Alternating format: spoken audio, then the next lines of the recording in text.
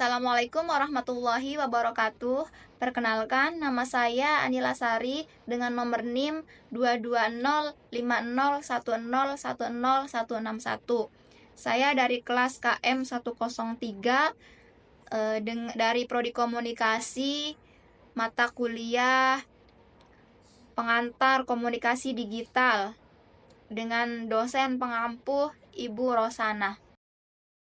Di sini saya akan menjawab soal esai yang telah diberikan oleh Ibu Rosana.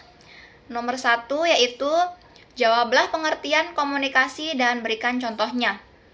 Jawaban saya yaitu adalah komunikasi sendiri adalah proses penyampaian pesan atau informasi dari satu pihak kepada pihak lainnya, sehingga pesan yang disampaikan atau yang dimaksud dapat dipahami oleh komunikan.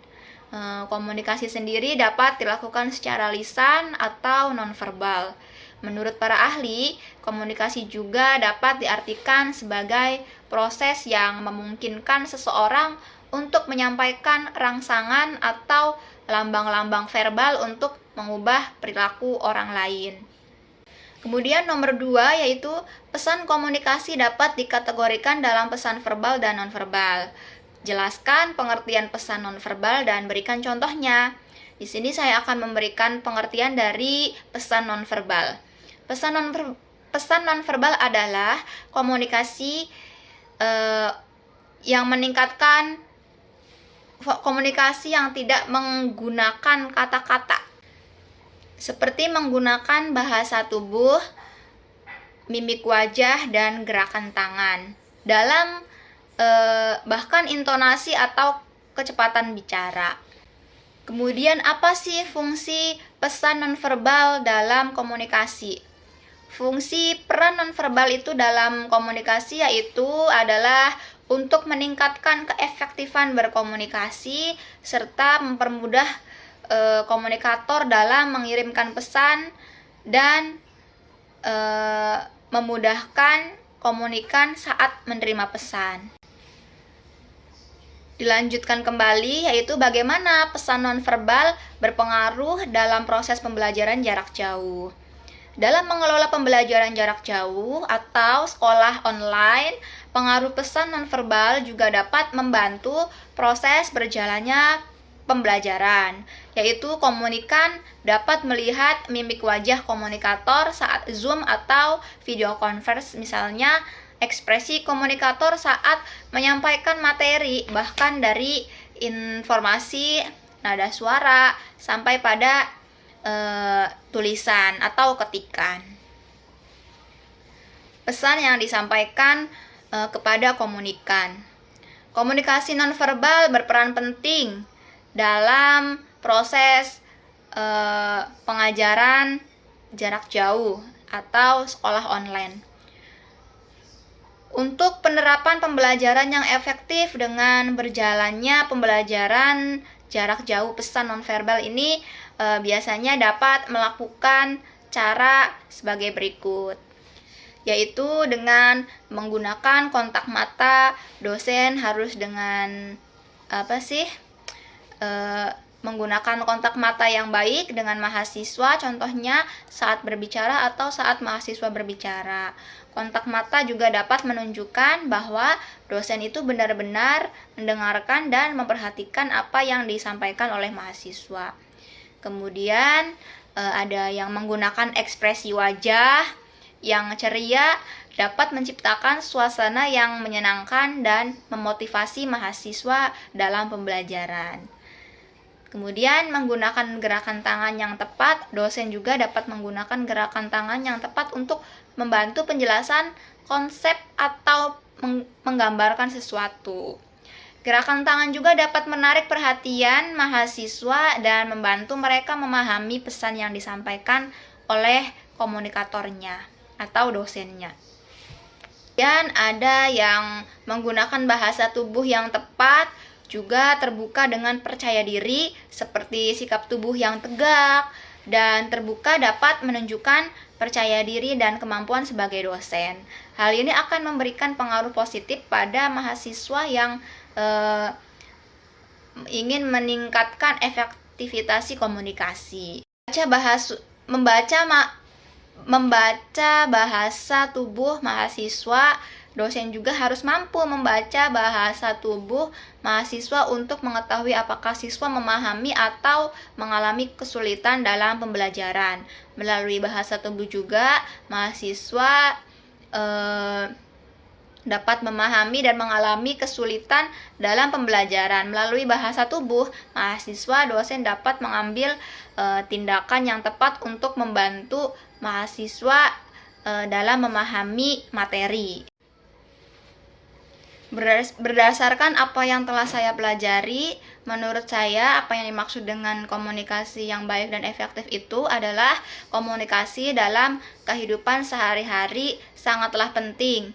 Manusia tidak dapat menghindari berbagai macam bentuk komunikasi karena dengan komunikasi manusia juga dapat membangun relasi yang dibutuhkan sebagai makhluk sosial.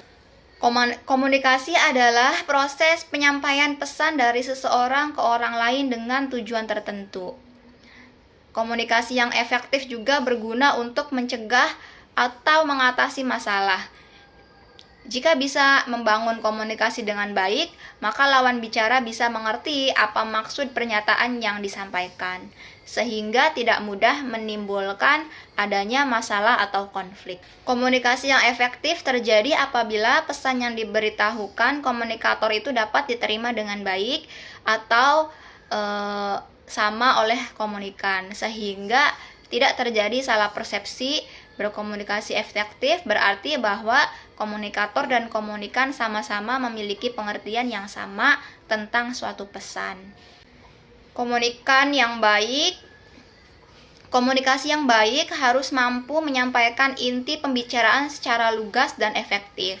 Bahasa tubuh yang paling umum dalam komunikasi adalah memperhatikan lawan bicara serta memperhatikan intonasi dalam berbicara agar tidak timbul kesalahpahaman. Kemudian, mengapa kita memerlukan adanya komunikasi yang baik dan efektif?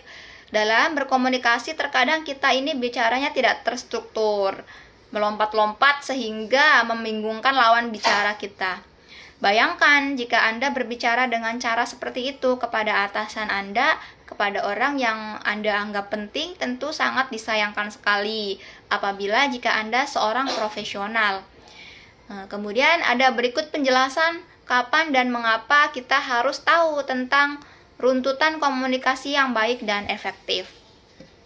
Komunikasi yang baik dan efektif juga mengkomunikasi yang runtut, maka ada 5 tahapan yang Anda harus ketahui kapan dan mengapa Anda bisa menggunakan komunikasi dengan baik dan efektif. Yaitu pada saat Anda menjumpai lawan bicara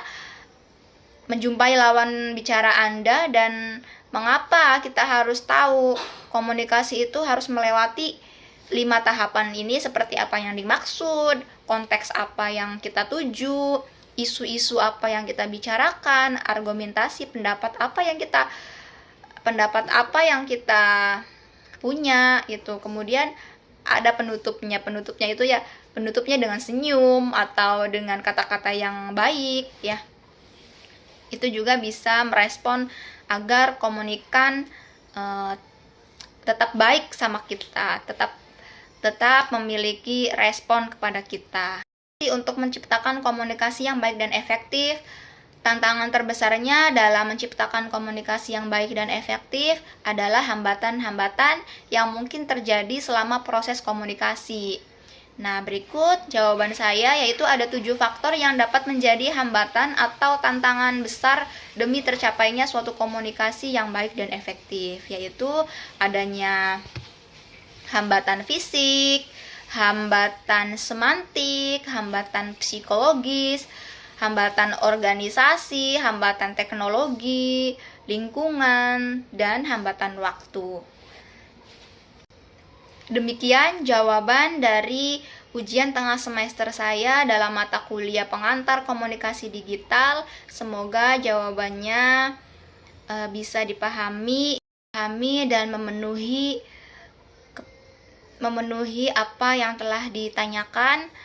Terima kasih sebelumnya. Wassalamualaikum warahmatullahi wabarakatuh. Sampai jumpa. Thank you, Ibu.